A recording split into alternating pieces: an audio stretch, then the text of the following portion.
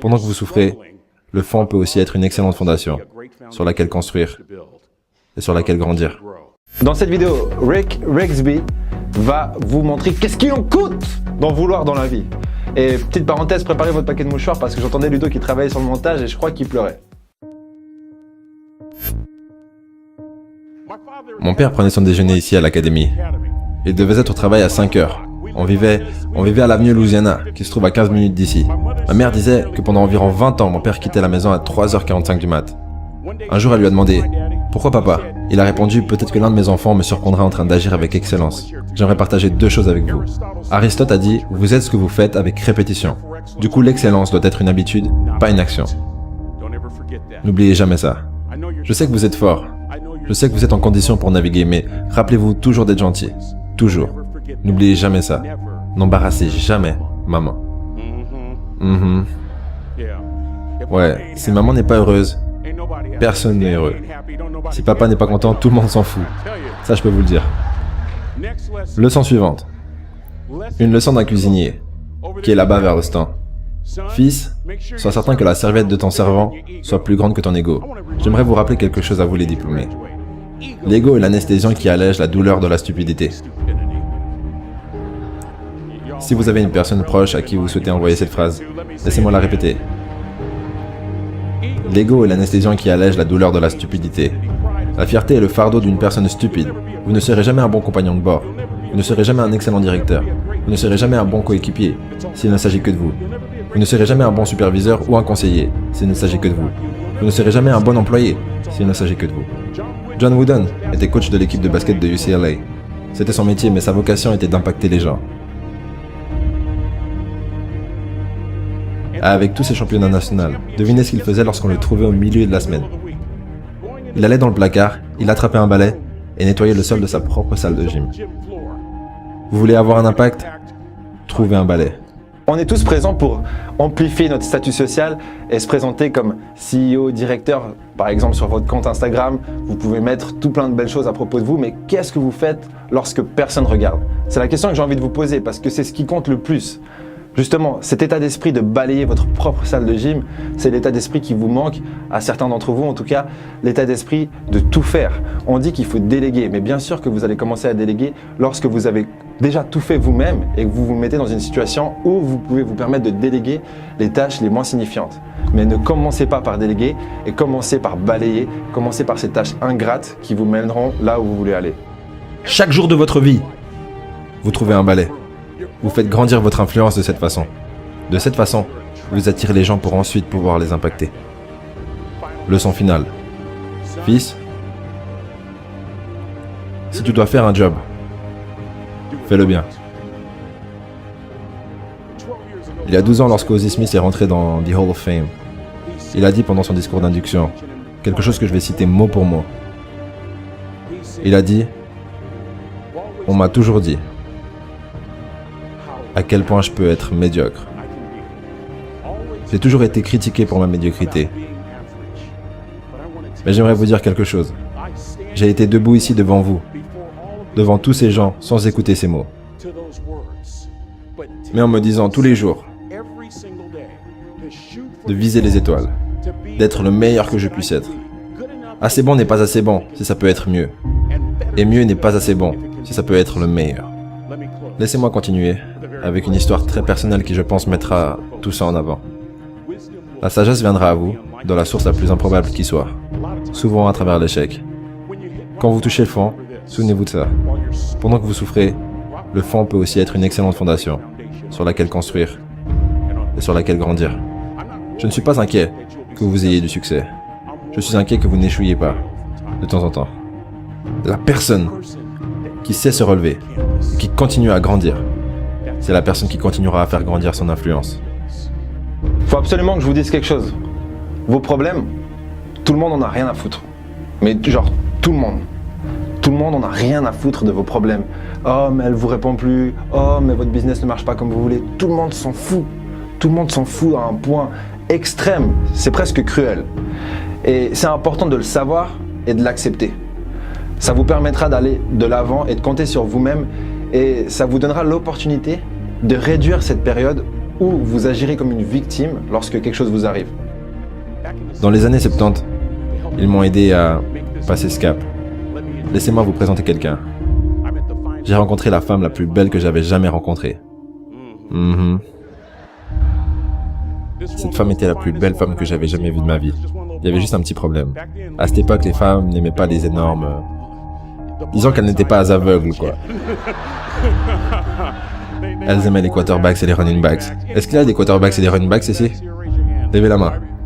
Enfoiré. Enfin bref, donc... Nous sommes à cette soirée dansante et j'apprends que son nom est Trina Williams, de Lompoc, californien. Et on était en train de danser, et on était tous excités. J'ai décidé au milieu de la danse, avec elle, que j'allais lui demander son numéro de portable. Trina était la première femme. Trina était la seule femme à l'université qui m'a donné son vrai numéro. Le jour suivant, on est allé à Baskin & Robbins, manger une glace. Mes amis n'arrivaient pas à y croire. C'était il y a 40 ans. Et mes amis n'arrivent toujours pas à y croire. On est allé à un deuxième rendez-vous, et un troisième, et un quatrième.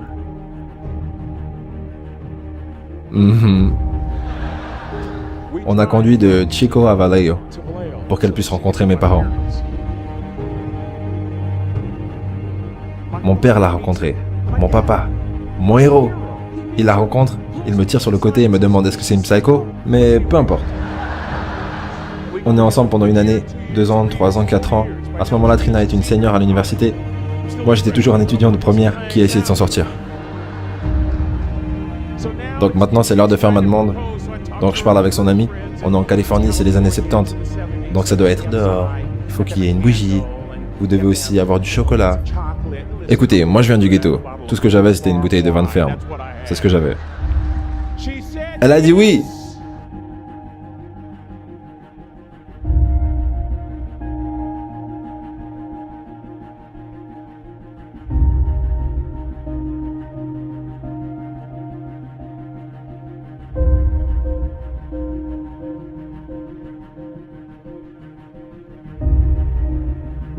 C'était le point clé.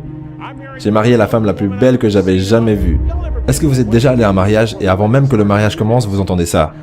Mais comment c'est possible? Et le pire, c'est que ça venait du côté où il y avait ma famille.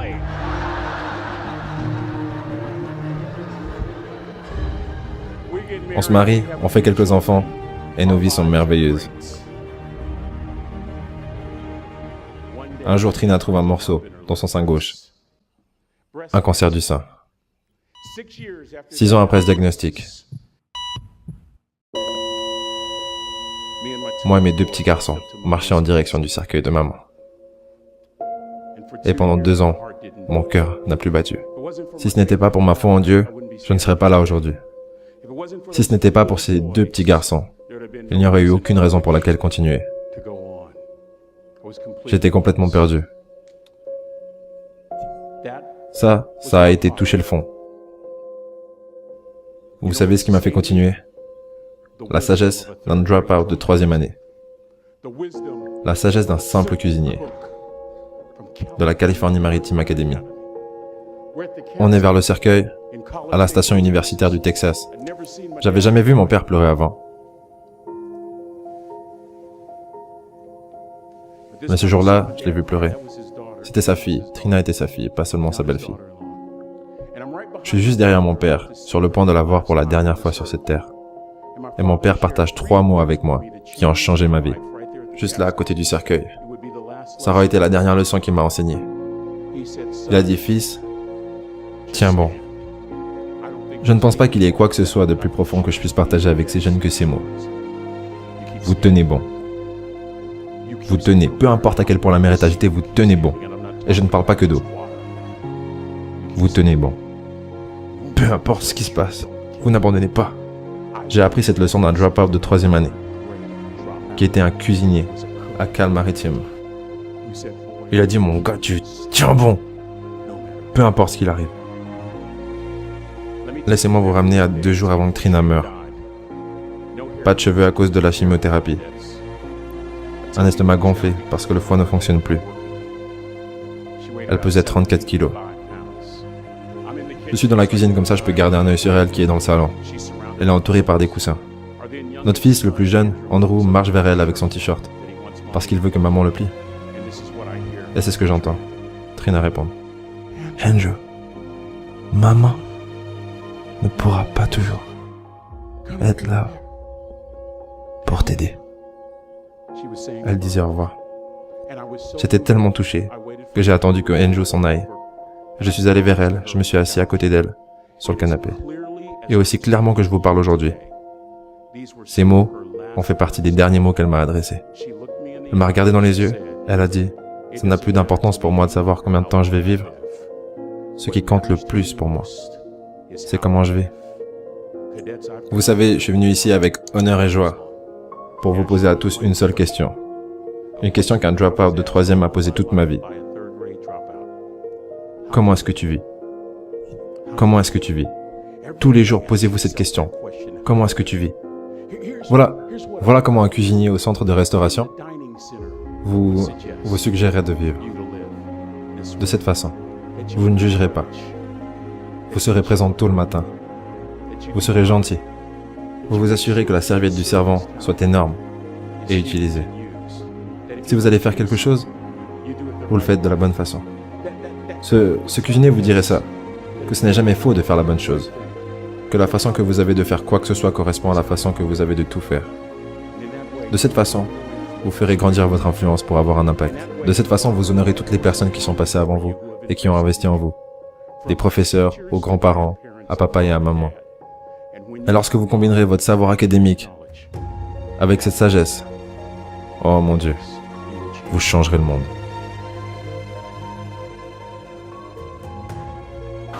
Bon, tous ceux qui ont pleuré, il n'y a pas de honte à pleurer, mais s'il vous plaît, partagez cette vidéo. Si vous avez pleuré, vous partagez cette vidéo, c'est un ordre. Non, déconne. Bon, on recommence. Plus sérieusement, si vous avez été touché par cette vidéo, n'hésitez pas à la partager, mais bien sûr qu'il n'y a pas d'obligation, vous faites absolument ce que vous voulez. Mais ça me ferait plaisir. Et ça compte. Ou peut-être pas. Peu importe. Rendez-vous dans la description avec le livre Motivation Kit de survie, Tuer le confort, votre vie en dépend. Et le deuxième lien, c'est un lien qui vous mènera au pays magique des livres audio. C'est en partenariat avec Audible et vous allez pouvoir vous éduquer dans votre voiture, dans les transports publics, partout et devenir un petit génie, une graine de petit génie, j'ai même envie de dire. Voilà, je vous dis au prochain épisode et encore merci à vous. Donc allez-y, dites-moi que vous avez eu une mauvaise journée. Parlez-moi du trafic, parlez-moi de votre boss.